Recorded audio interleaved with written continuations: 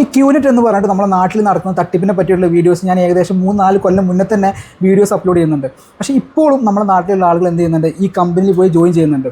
ഇതിന് തൊട്ട് മുന്നേ തന്നെ ഞാൻ 3-4 സീരീസ് ആയിട്ട് വീഡിയോസ് അപ്ലോഡ് ചെയ്തിട്ടുണ്ട്. പക്ഷേ ഈ ഒരു വീഡിയോ എന്താണെന്ന് വെച്ച് കഴിഞ്ഞാൽ നമ്മൾ സാധാരണക്കാരായ ആളുകൾ ജസ്റ്റ് ബേസിക്കായ കുറച്ച് കാര്യങ്ങൾ അറിയേണ്ടതുണ്ട്. നമ്മൾ ടാക്സ് കൺസൾട്ടൻ്റാണ്, ഞങ്ങളുടെ ഫീൽഡ് ഇതായതുകൊണ്ട് തന്നെ നമുക്ക് ഈ കാര്യങ്ങൾ ഡെപ്തായിട്ട് അറിയാം. അതുകൊണ്ട് തന്നെ നമ്മൾ പെട്ടെന്ന് ഈ ഒരു കാര്യങ്ങൾ പറഞ്ഞു കഴിഞ്ഞാൽ നമുക്ക് മനസ്സിലാവും ഇത് സ്കാമാണെന്ന്.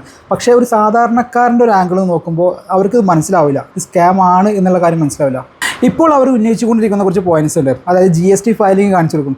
ഈ കമ്പനി ജെന്യുവിൻ അല്ല എന്നുണ്ടെങ്കിൽ എങ്ങനെ GST ഫയൽ ചെയ്യും. അതുപോലെ തന്നെ MCAയുടെ സൈറ്റിൽ 2017 ഓഡിറ്റ് ചെയ്തിട്ടില്ല എന്നുണ്ടെങ്കിൽ പിന്നെ എങ്ങനെ ഇപ്പോഴും ആക്റ്റീവ് എന്ന് കാണിക്കും എന്നൊക്കെ. ഈ 2 പോയിന്റ് ഞാൻ പെട്ടെന്ന് ആൻസർ പറയാം. ഇന്നത്തെ ടൈമിൽ GST രജിസ്ട്രേഷൻ എന്ന് പറഞ്ഞാൽ ഒരു ചായ കുടിക്കുന്ന ടൈം മതി. അതായത് ജസ്റ്റ് ഡാറ്റാസ് ഒക്കെ ഉണ്ടെന്നുണ്ടെങ്കിൽ നമുക്ക് 5 മിനിറ്റ് കൊണ്ട് GST രജിസ്ട്രേഷൻ അപ്ലൈ ചെയ്യാം. അടുത്തൊരു 10 മിനിറ്റിൻ്റെ ഉള്ളിൽ GST രജിസ്ട്രേഷൻ അപ്രൂവ് ആവുകയും ചെയ്യും. കാരണം ഫാസ്റ്റ് ട്രാക്ക് ആപ്ലിക്കേഷൻ ഇപ്പോൾ ഉണ്ട്. അപ്പോൾ മാക്സിമം ഒരു 10 മുതൽ 15 മിനിറ്റിനുള്ളിൽ നിങ്ങൾക്ക് എന്ത് ചെയ്യുക, GST രജിസ്ട്രേഷൻ കിട്ടും.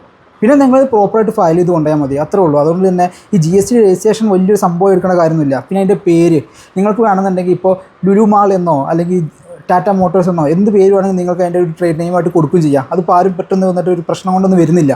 ഇനി അടുത്തത് ഈ MCAയിൽ ഇത് 2017 ശേഷം ഓഡിറ്റ് ചെയ്തിട്ടില്ലല്ലോ, പിന്നെ എന്തുകൊണ്ട് ഇതിപ്പോഴും ആക്റ്റീവ് എന്ന് കാണിക്കുന്നു എന്നുള്ളതാണ്. ഈ ക്വസ്റ്റ്യൻ നമ്മൾ തിരിച്ച് അങ്ങോട്ട് ചോദിക്കുന്ന ക്വസ്റ്റ്യനാണ്. അതായത് ഏകദേശം 5 കൊല്ലം കഴിഞ്ഞത് സ്ട്രൈക്ക് ഓഫ് ചെയ്യുന്ന ടൈമാണ്. പക്ഷേ ഈ കമ്പനിക്കെതിരെ ലിറ്റിഗേഷൻ ഉണ്ട് എന്നുണ്ടെങ്കിൽ, കേസുകളൊക്കെ ഉണ്ട് എന്നുണ്ടെങ്കിൽ ഇത് അങ്ങനെ അത്ര പെട്ടെന്നൊന്നും ക്ലോസ് ചെയ്ത് പോയില്ല.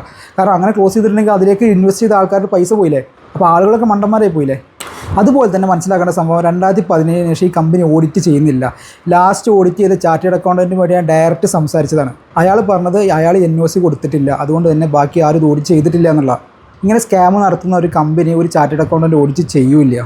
സോ ഒരൊറ്റ കാര്യം പറയാനുള്ളൂ, വെറുതെ പോയിട്ട് തല വെക്കണ്ട, പൈസ പോയി കിട്ടും. Thanks for watching my video. It's me Faiz Muhammad.